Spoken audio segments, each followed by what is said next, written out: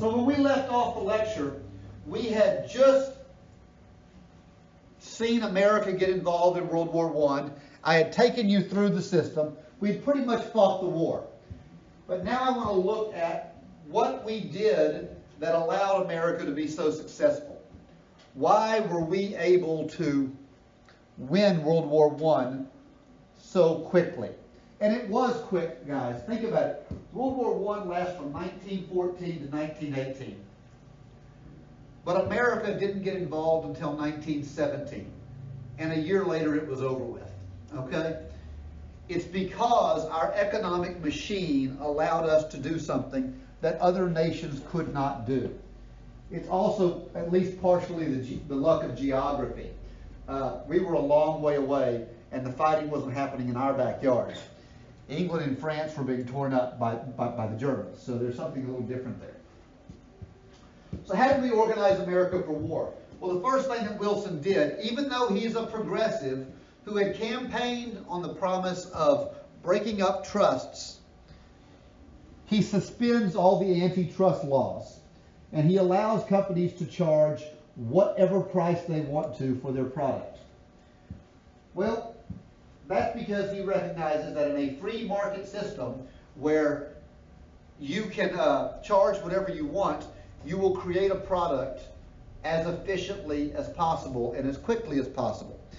And the fact that profit motive allowed us to create a large amount of product meant we got to become the arsenal of democracy. We were not just making weapons for the United States. We were making weapons for all of the Allied powers because there was profit motive there.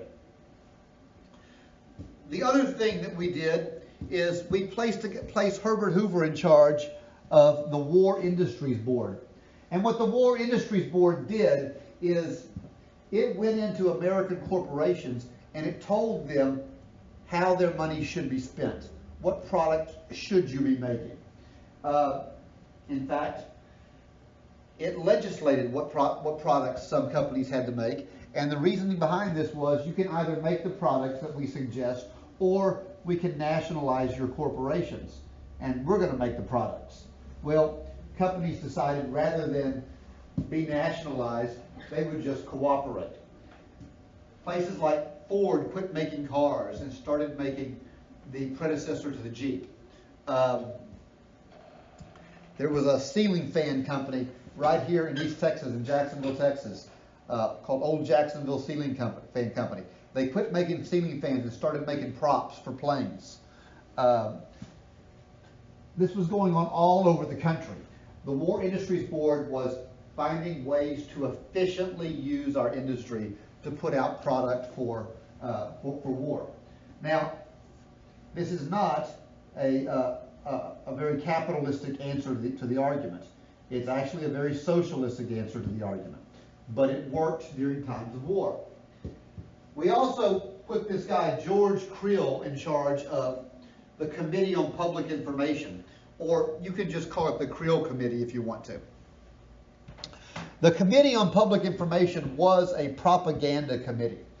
Its purpose was to somewhat advertise for the Allied cause.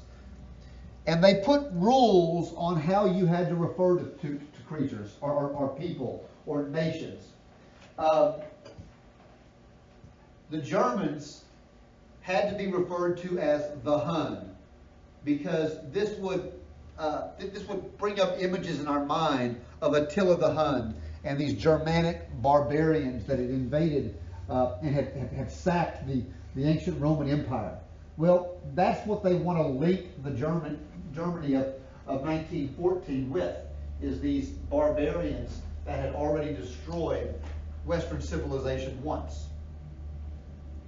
The Germans were almost always shown, and this was intentional by the Creel Committee, as wearing glasses and being shorter than other people and wearing those silly spiked helmets. No German ever wore those things. This was all about painting them as an enemy, as something different. So in the propaganda war, Hollywood gets involved, the newspapers get involved, books get involved. everything is there pushing this idea forward that America is the good guys, the Allies are the good guys, and the bad guys need to be defeated. Something else that happens that allows America to be so efficient is the Red Scare. Now, this is the first Red Scare. We'll deal with a second Red Scare in Franklin Roosevelt's term. But the first Red Scare was fear of a communist takeover of the world.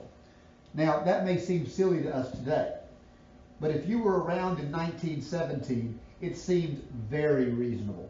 In fact, if you were around in 1980, it still would have seemed reasonable. I can remember as a kid in 1980 watching television and seeing the propaganda against the Soviet Union, and growing up in Houston and thinking that the communists were a real threat to us. Today we know that it didn't turn out that way.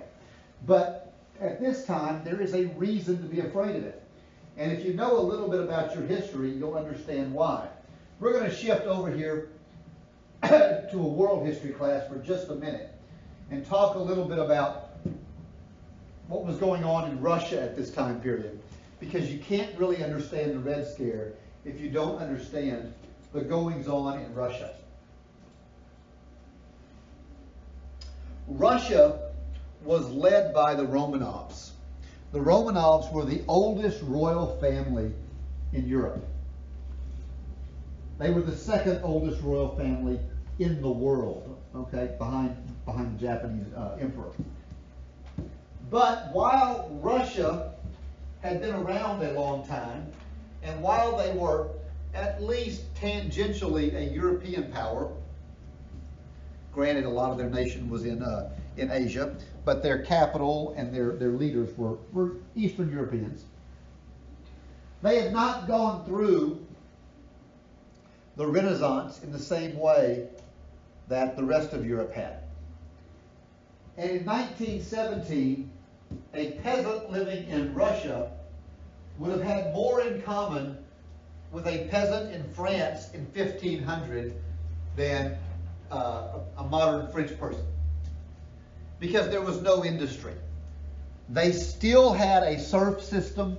The peasants were still tied to the land. Essentially, debt slavery is still happening at this time period. They had a Duma. The Duma is the legislature that was elected by the people, but the Duma had no real authority because the Tsar, the Emperor, Tsar Nicholas, had a veto over any decision they made. And he also could put his own decisions out without their approval. So they were more like an advisory committee than a real legislature. Well, people looked around in Russia and they saw there were problems. We were in the middle of a pretty bad economic recession in parts of Europe at this time. We had a little, they call it a mini ice age. It wasn't really an ice age. We'd had a cooling period over about 20 years that had extended the winters and cut down the growing time by about a month. Well, think about it. If you cut back the amount of available time to grow products by a month, you're cutting back the amount of food you have by quite a bit. So people were starving to death. And they looked around and they saw that the rest of Western Europe wasn't going through all this. They had democracy and they had food and they had industry and technology, while in Russia they're toiling in the lands. So what do? They go to protest in the streets, and they showed up at Petrograd, which is the old name of St. Petersburg, named after Peter the Great. It was Peter's capital city. They show up at Petrograd to protest and demand change. Now, what I find interesting is, at this point, they are not revolutionaries. In fact, they are not even really identifying the Tsar as an enemy. They're holding up signs with pictures of the Tsar, asking him to protect them. Tsar, will you protect us? Will you take care of us? Will you give us food? Will you give us these reforms we want? And they believe what they're doing is is being respectful Russians. Peter does not see it that way. Peter sees it as his serfs are questioning his authority. So he sends in the army to break up the protests. This was his first big mistake. They send them in, but when the army gets out there, they start listening to the complaints of the people, and they very quickly realize that they have a lot of the same issues. So instead of putting down the protests, the army in large part joins the protests. So what did Nicholas essentially do? He just armed his protesters. The Duma comes out on the side of the protesters. So Nicholas dissolves the Duma, calls them treasonous, says you're acting like traitors. He sees his power starting to decay. And then a young troublemaker, a young lawyer that had been kicked out of Russia years earlier for being kind of a rebel rouser, a guy named Lenin, returns to Russia. And when Lenin returns, he leads this revolution of people, and they force Tsar Nicholas to abdicate his throne. Now at first, Tsar Nicholas, and that's him there in the middle, tries to abdicate to his son. That doesn't work. He's forced to abdicate to the Duma, to the people. That was in March 1917. But at this point, they still recognize the Tsar as their figurehead. He's their historical emperor, but he has no real power. And they sort of imprison him in his own house. They don't call it a prison, but they tell him, Tsar Nicholas, it's not safe for you to be out in the world right now. So we're going to put you in your winter palace, and we're going to put guards around it to keep you safe. Well, they weren't really so much keeping him safe as imprisoning them and shutting them off from society. And it's Tsar Nicholas and his whole family. Finally, in 1918, they tell the Tsar they want to take a picture of the family, the royal family, for the historical record. And the whole family gets dressed up in their best clothes. And this is the last known photograph of Tsar Nicholas. Because shortly after this photo was taken, firing squads came in and executed the entire family. This is what the communists did in Russia. They rose up, they overthrew the government, and they executed the royal family. This is why we are afraid of communism. If it can happen in Russia with the oldest royal family in Europe, a very stable nation, who's to say it can't happen in a democracy like the United States, where it can be done through a vote? By the way, there were rumors, you may have seen that terrible Disney movie, Anastasia. Anastasia is the youngest daughter of Tsar Nicholas. And rumors went about that Anastasia had survived. In fact, there were at least 2 pretenders, women that claimed to have been Anastasia later on. One of them was recognized by the royal courts of Europe, and some of her cousins thought that it really was her. Turned out it wasn't. Just a few years back, 10, 15 years ago, a Russian soldier, on his deathbed, a former soldier, confessed to being in the death squad that killed all these, and he told a reporter in Russia where the bodies were buried, and they went and identified all of them. So Anastasia did not survive, but they thought she had. So that's what happens in Russia. These are the guys that were responsible for it. Nikolai Lenin, he's the guy that returns from exile. His strong man there at the top right, Stalin, which, by the way, that was his revolutionary name. It means man of steel. He was the enforcer. And Leon Trotsky down there at the bottom, he was the brains of the group. He was the smart one. They came through, and in November of 1917 led what we call the October Revolution. Now, if that sounds funny to you that it happened in November, it's because Russia was still using an old version of the calendar without leap years, and they were a month off on the calendar. So it was October by their calendar, but November in all the rest of Europe. In 1918, they signed a peace treaty with the Central Powers, and Russia is out of the war. Now it's pretty much left to the U.S., parts of France, and England to win the war. When the war is over, Wilson decides to head the negotiations himself for the peace treaty. And Wilson was not doing well. He'd had a stroke by this point. He's just not doing very well at all. But he has this idea, and we just call it his 14 points. We're not going over all 14 of the points. But this was Wilson's plan to end World War I and to guarantee there'd never be another war.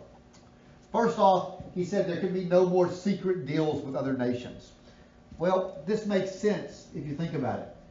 The last time we had secret deals and alliances, we launched World War I. The killing of a minor prince causes the greatest war the world had ever seen. They don't want that again. Next, he calls for freedom of the seas, that anybody should be allowed to travel anywhere on the seas freely.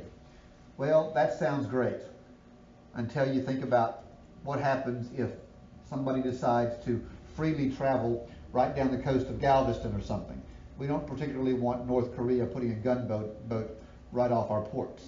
Well, he would have said anywhere. They can go anywhere.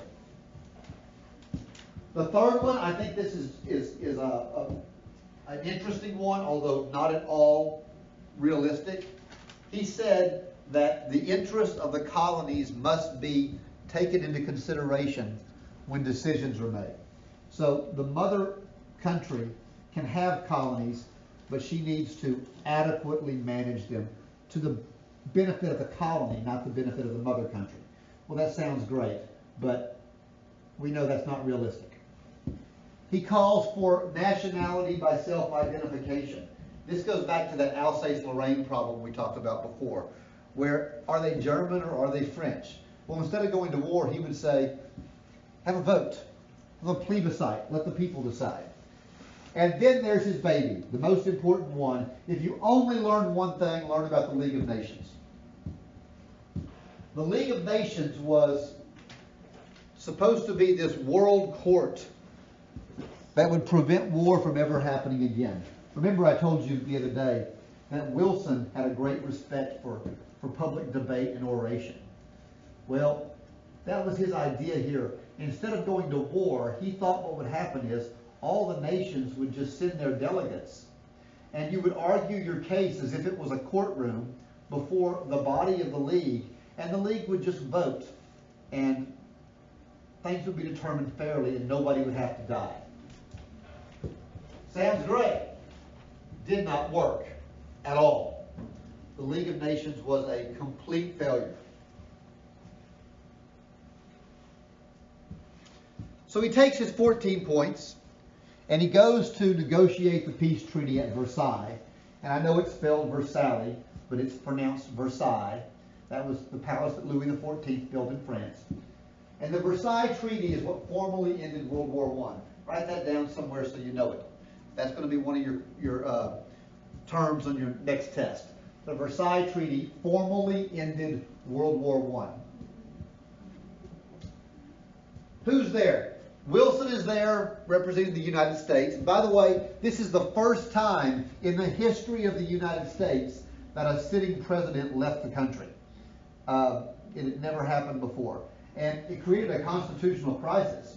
A lot of people thought that when Wilson left the country, that the presidency stayed behind and his vice president became president, that he was abandoning his office. Wilson didn't agree with that. David Lloyd George is there for England. Clemenceau for France, and Orlando is there for Italy. You will notice who is missing from the Versailles Treaty. Germany. The treaty is debated, signed, and forced onto the world without the input of Germany.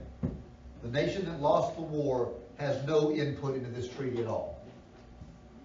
As a result, they're going to adopt the war guilt clause. And the war guilt clause places complete responsibility for World War I on Germany and tells Germany they have to pay back reparations to all the other countries. Basically what it says is Germany is responsible for paying the war debt of all the other countries. This was a bad, bad, bad idea because it bankrupted Germany. And most historians today say that the war guilt clause is the reason why we're going to have World War II later on. It's going to make Germany almost necessarily go to war in order to survive. Okay?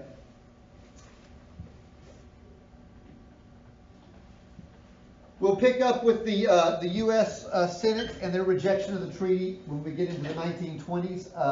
But again, we're going to do one more big lecture before we do the exam. So you've got some time to start working on all this stuff. I take advantage of my time. Remember, no classes next week. We're on spring break. I don't know if y'all are or not. I think you are. But so no classes meet next week. Y'all have a good day, and I will see you later.